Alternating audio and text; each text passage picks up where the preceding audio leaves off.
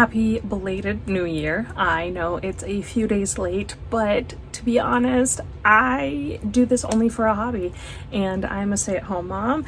I had other things to do than edit a 60-minute video. I really hope it's not going to be that long, but I have like 60 to 70 minutes worth of footage and I have been procrastinating editing this. So this is me editing, saying hi, welcome to my channel. I am the owner of Whips and Wishes. My name is Jade. Nice to meet you. And let's get into the chaos. In this video, we'll cover my 2025 recap, which will cover the start of my business, how much I made each month, how many skeins I used. Not each month. I didn't do that this year. Might do it for next year. We'll see.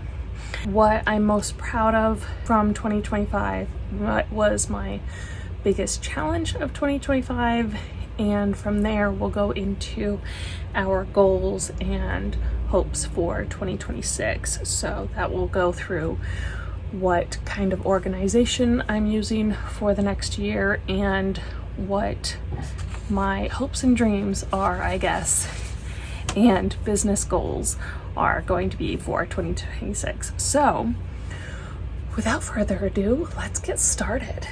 So if you didn't know this, I am a stay-at-home mom and I started this business back in February of 2025, so very, very new. And I only started this as a way to fund my personal hobby because I'm a stay-at-home mom and I don't have any set income. So to help my husband out and make it so that he didn't have to pay for my yarn hoarding, I now get to create, sell, or trade, and in turn I get some side money to, you know, keep my hobby going so I don't lose myself in mom life, I guess. The business got started in February and from there it kind of just took off. I started it with absolutely no knowledge of what it took to run a business or to start one, anything. My previous, education had just been an associate's degree in liberal arts, and then I was a paraeducator. But once I became a stay-at-home mom, I just felt like I needed something to do and I didn't want to go back to work full-time. So we started the business and it's been a lot of fun. I did quite a few markets, a lot more than I thought I was going to do, and I did pretty good at a handful of them. So let me pull up my computer and we will go through each month and see what I made. I didn't do any markets in February when I was registering for my business, but I did do one in March and that one was a flop. I only made $12 at that one.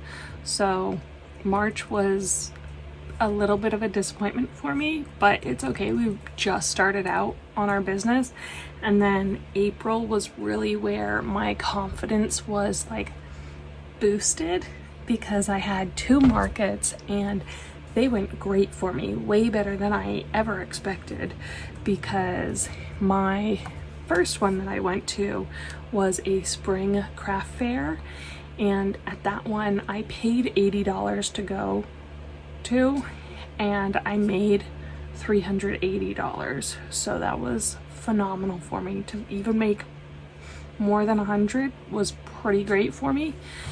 The next one was in an elementary school and that one I made $144. So adding that all up, for April I made $524.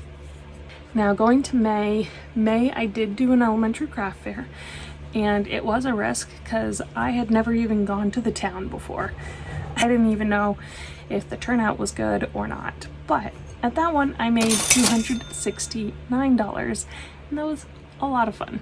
I did take a break for the summer, so June and July I didn't do anything, and then August I went to I only went to one, and that was the Danville Fair, which I plan on doing again. That one I made $487 at, and then I also got an online order via TikTok for $51. Total for August I made $538, and then September, October I didn't do anything either. November I did 2 markets. One I made $280 at, and the other I only made $47 for a total of $327. December was my busy month. Obviously, holiday season is pretty chaotic, so I was booked almost every weekend. I'll go in order. My first one I made $54. My second one I made $185, and then I made $269, and then I made $34, and then after my last one I also made a custom order for $12. So putting all of that together, I made a total of $554, which was the most profitable month all together. After adding all of those months up, I have a total profit of $2,224 in 2025. And for that being my first year, I think that's pretty darn good. Obviously, I'm doing this as a hobby, so the expectations with this business are pretty low. I'm just blown away that I made more than $1,000. Now to go through all of my skeins. Now, I don't have fancy organization. I just have a plastic Walmart bag. Maybe in this coming year I will actually get a fancier bag. Either I buy one or I make one. Let us go through all of this. I'm going to first organize it by type of yarn. So all Burnett blanket is with Burnett blanket, and then, you know, Big Twist Posh, Big Twist Value, things like that. So let me pause and go through that now.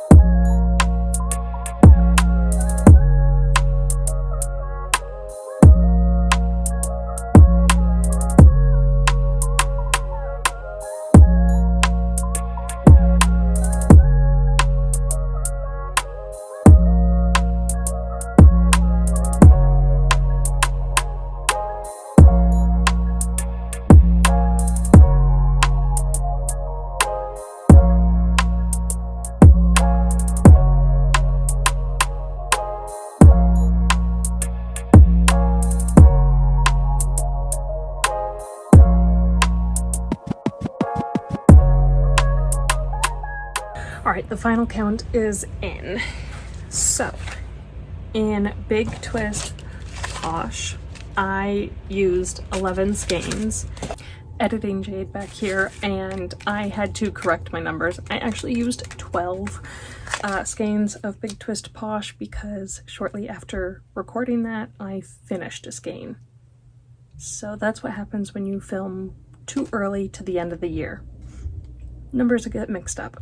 But back to the video. Sorry for interrupting. And in Big Twist Baby Bear, I used fudge. Big Twist Baby Bear, I used 3 skeins. And in Big Twist Gentle, which I think this was actually a discontinued type of yarn, I have 2 skeins. I have 1 skein of just regular Burnett baby blanket, 3 skeins of Big Twist Plush, 1 skein of Big Twist Heather. In no, not Big Twist, goodness gracious, in Burnett Mystical, I used 3 skeins. And in Burnett Blanket Perfect Phasing and Burnett Baby Blanket Dappled, each one had 1 skein used. And then in my Burnett Blanket, just regular, I used a total of 9 skeins. Altogether, I used 35 skeins, which isn't bad. I definitely want to increase that amount for 2026. But that means that I can grab all of these and I can throw them away. Moving on and looking at the rest of my 2025 recap, I'm gonna cover my biggest achievement and my biggest challenge. So for my achievement, or what I'm most proud of, I think I am most proud of getting out of my comfort zone. So I struggle with talking to people, talking to strangers a lot. I have a speech impediment and it makes it very hard to speak in full sentences and coherent sentences.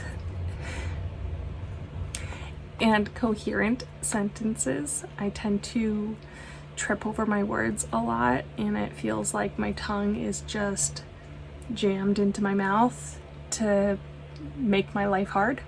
So this year I was able to actually go up to organizers and talk to them one-on-one. I could go up to customers and talk to them. I was just feeling a lot more comfortable talking without having this sense of dread in my chest and stomach. And it just made me feel very, very good about myself to be able to see that progress, so much so that while I was holiday shopping, I was trying to find things in the store, and whereas last year's me, like 2024 me, would not ask for help, I was able to go up and interrupt sales associates and ask them to show me where products were, or if they had them in stock, or to go check the back. So that was really nice to see that progress in myself, and I really hope that it continues improving so that I'm not super shy and scared of talking to people. With getting over that anxiety, I was also able to reach out to event organizers without the application being like advertised. So for Windsor's Autumn Moon Festival, I found their email and I just reached out personally through my business email, and I was able to open communication like that.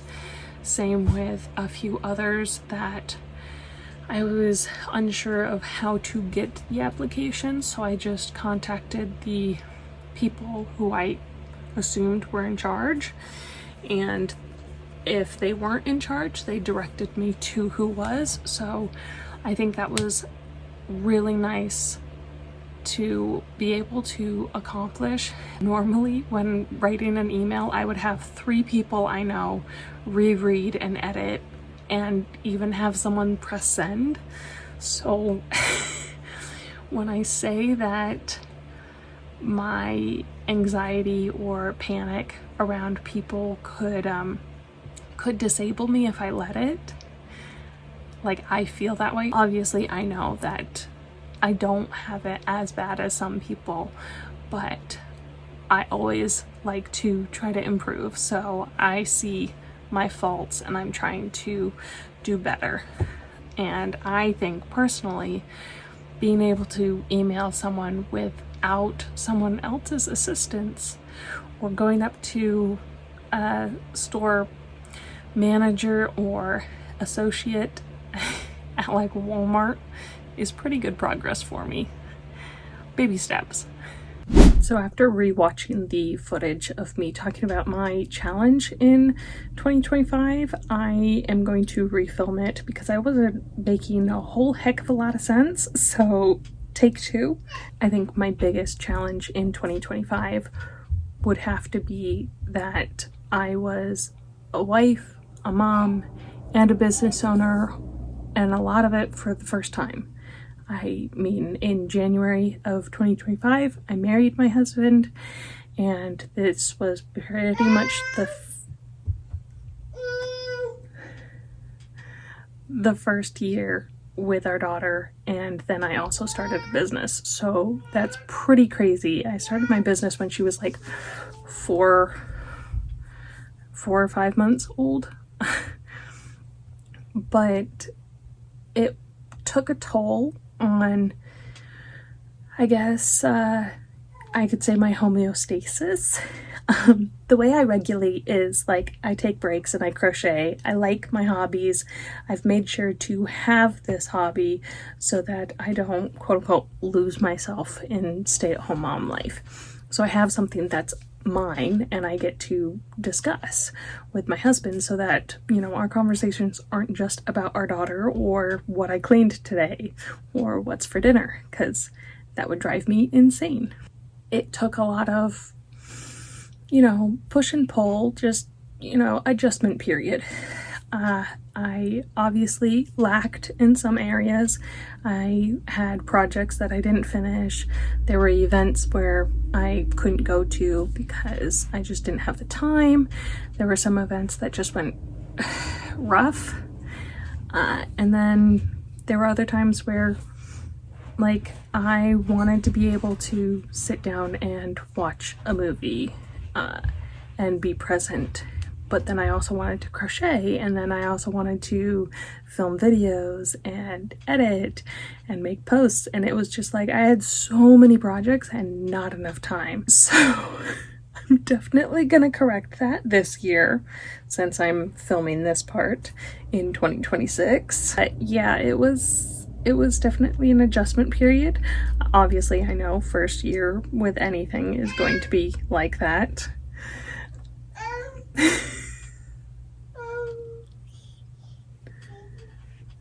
Hi, Munchkin.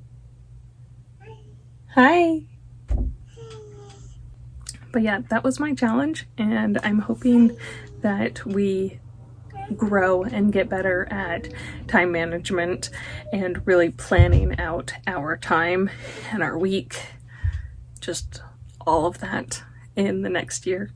Well, this year. So with my 2025 recap all completed, let's get into 2026 goals, because I am pumped. I'm so excited. I swear to God, I interrupt everyone. I try not to. I really try not to. But I interrupt everyone because I just want to talk about my goals and how I've organized.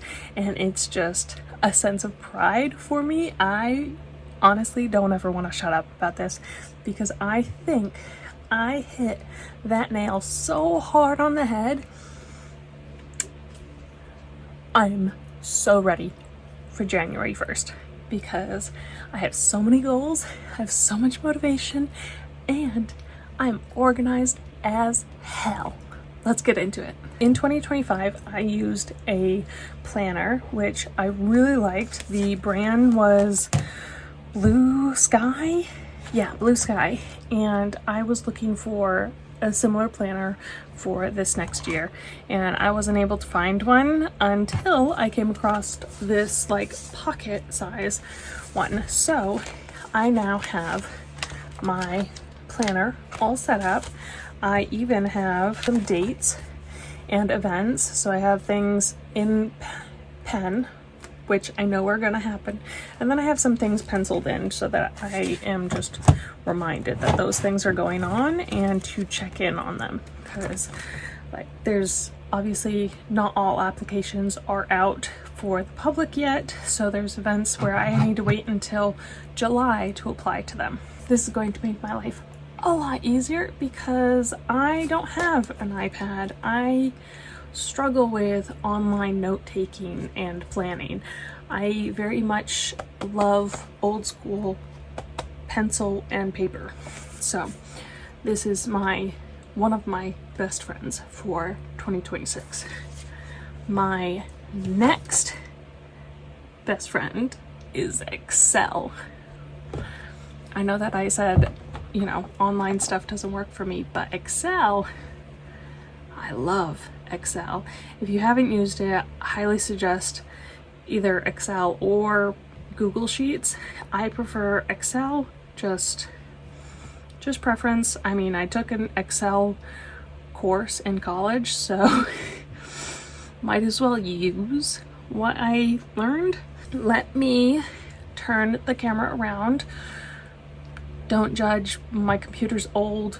It functions for what it needs to, but it's probably not gonna have the best, you know, camera quality.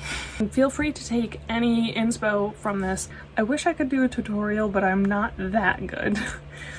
I highly suggest just looking up YouTube tutorials, because there was a few women that I've definitely deep dove on. They did a really good job of setting theirs up.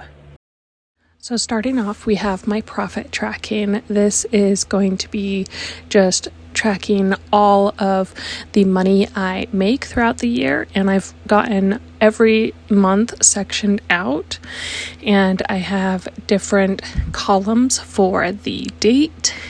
So this one's going to be the date, then this one is where I made that money. So whatever elementary school or whatever I input, I know where I made the money. And then I can put in the amount I made and then the tax I collected. And then at the end, it will calculate it all for me. So I don't have to do that. And then it's also over on the right so that I can see my yearly total. Now popping over to my loss and receipts tracking. This is where I'm going to keep track of all of my expenses for the year. Obviously, January, February, March probably won't have anything in it, but I've gotten all of the months inputted into this sheet. And similarly to the profit sheet, this one will have the before tax, and then total. Obviously, for booth fees, you're not going to have tax, so that's just going to be 0. But then we have our yearly total, and if I'm at a profit or a loss, over here is the expenses categories. And this is just so that I can sort of fine tune for taxes, since in your Section C form that you have to do for the IRS, there are these sections, and I want to know where my money is going. So if I input, say, Hobby Lobby, it should pop up with the highlighted color. But this is just going to help me a lot next year. Moving on to my events sheet, this is where I put the date that the event is happening, the town, and what the event is called, the time it's running, the space size, and booth fee, as long as I know what that info is. And then I also have like where I can find the application, and then if I've paid to be there or not yet. Now let's get into my market inventory list. This is an extensive list of all of the products that I can make and that I sell at my events. So it's the name of the product, how much I sell it for, how much I have, and then total amount that there is. And then this is my total inventory value and how many items I actually have in total. And next to it is a nice little pie chart so I can really see a visual representation of this data right here, which is where the items fall under for price range. So under $10, I have 69 items, but for $61 and up, I don't have any items. And because I want to do a website this year, I made another inventory list, and this one is going to be based off my product, the price, shipping cost. I used the USPS's website to try to calculate how much shipping cost would actually be. Then quantity I've made, and quantity I've sold. So these are also year to date because I want to really capture how much I've made in a year and sold. This is also broken up by price of my items, so I can really keep that organization going. This sheet over here is my inventory wish list, and it's what I'm going to be using for the majority of my year. It has all of the items that I'm hoping to make for this year, how much I'm selling them for, the goal amount I'd like to make, and then how much I have already made. And if you look at this column, this is actually how much percentage I have completed already. And over here, I have a broad sense of what I'm looking at. I made sure to put in the total goal amount that I wanted to make. So I really wanted only a $8,000 worth of inventory to make. But in case an event goes super well, I did 9,000, hopefully 10,000. And then from there, I also made sure to input my goal quantity of how many items will get me to that goal. And then underneath is the total actual quantity that I've made. And then the percentage of how much I've completed. This last page is my yarn stash. I tried really hard this year to organize all my yarn and put it in a database so that I could keep track of how much I had and in what colors. So we've got it by type, brand, color, and how many skeins I've got. I have my key over there to tell me the brand names that I've got. So BT Posh is actually Big Twist Posh, and then we've got my total skeins in stash, which is 403, but probably more. I didn't expect to have 400 skeins of yarn in my stash, but yeah, we're gonna do our best to do a stash bust year starting January 1st. It's a no-buy year. Now that I have bored you completely with my whole Excel sheet and organization, let's get into my hopes and dreams or goals of 2026. So the way I organize my goals are the bingo challenge. So if you haven't seen this on TikTok, I highly suggest you just deep dive into what everyone's been doing. It's an amazing little trend. I've actually been doing it since 2023, and I've been doing personal bingo challenges with my husband. We sit down for a night right before, New Year's week, and we just go through our goals for the year and what we want to accomplish. But for this year, I'm doing a 2026 crochet business bingo challenge. So let me go through all of them with you. And on the business one, I do not have a free space, so that makes it even harder. Let me just go right down the line.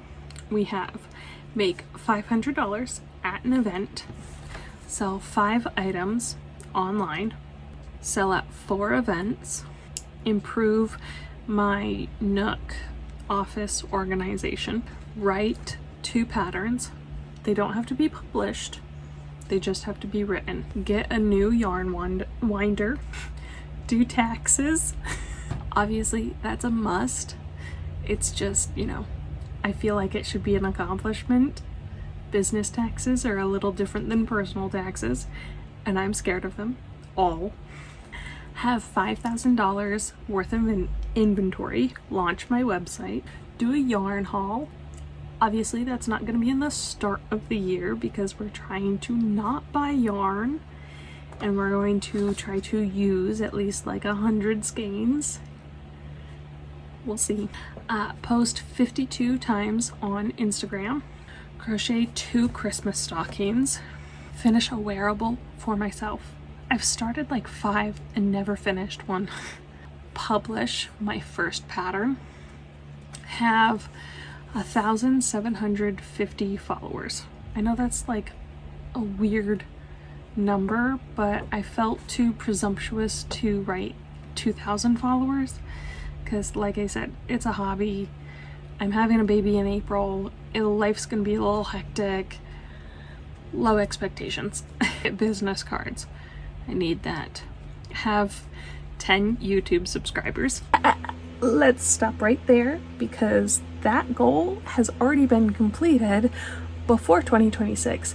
Another reason why you shouldn't film these videos too early before the new year, because at the last little bit of December, I hit 33 YouTube subscribers, and that is insane. So if you're here watching this and you are a subscriber, thank you so much.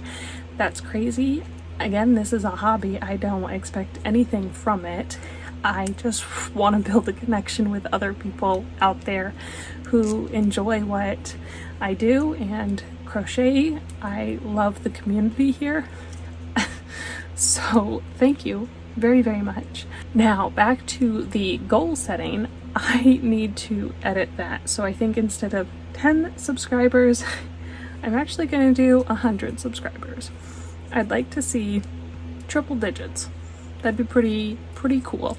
It's still a low goal, but to not feel pressured to make content and basically destroy my hobby, I'm gonna keep my expectations low. Do 3 drops on the website. Use clay to make a fancy hook.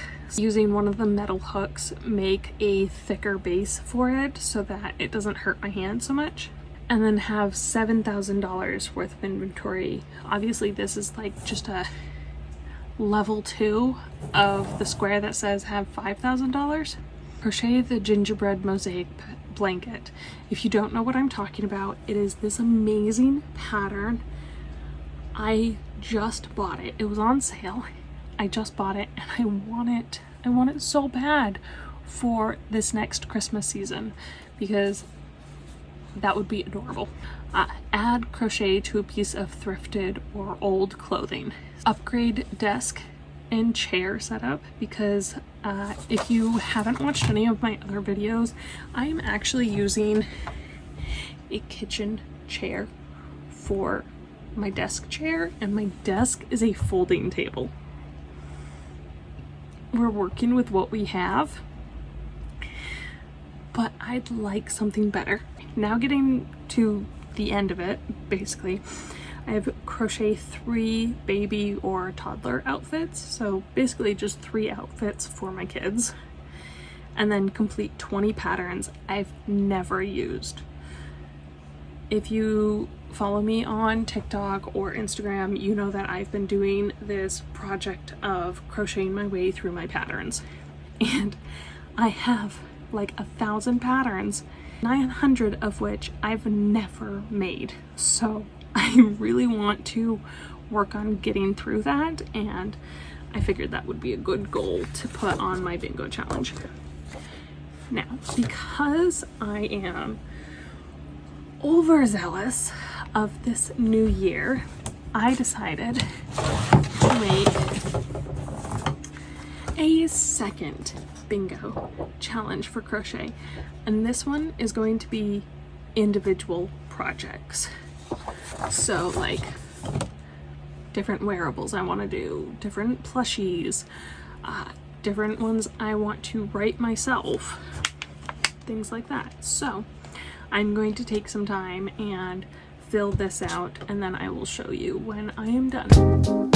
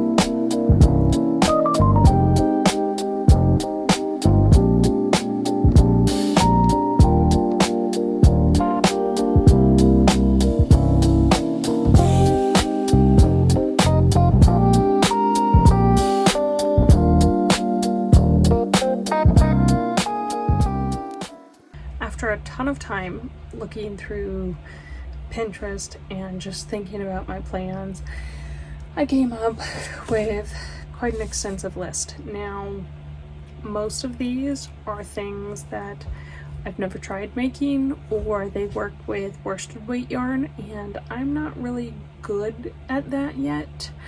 It's definitely something that I want to try, but I know that I have a crap ton of worsted weight yarn that needs to be used. So this is my list so far. Pause to read everything.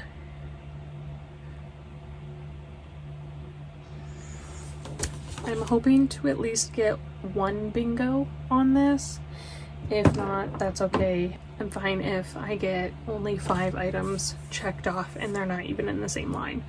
There's some that I know that are pretty easy to get done, like 2 bandanas, that's easy, leg warmers, and the Yoshi. I have the pattern for Yoshi. I just have never finished the pattern for Yoshi. But that is my plan right now. I have these 2 bingo cards that I am so excited to start checking off. I have so much motivation. Oh, so excited. But yeah, I think that's the last thing in this video to do. I covered everything with you guys. Thanks for sticking around for a huge just word vomit video. I hope you found some inspiration if you lasted this long. And I really suggest doing a bingo card. It's so much fun, even if you don't fill it out, like check it all off. I've never gotten a blackout. I have maybe gotten a bingo once in a year, but it's so much fun just being able to, you know, have that motivation looking at you, or that goal looking at you every day. So definitely recommend the bingo cards, and I will check in with you guys later. As for my video posting schedule, I'm probably going to drop down to every 2 weeks, and then in April I'm probably going to go radio silence for 2-3 months, just so that we can have plenty of time with our family and just enjoy maternity leave, well, paternity leave, because I'm stay-at-home mom. I don't need to take a day off. Well, I'll catch you up later. Maybe by our next video I'll have one of these things checked off. Who knows? Happy New Year, guys. I recently got a new pattern. No,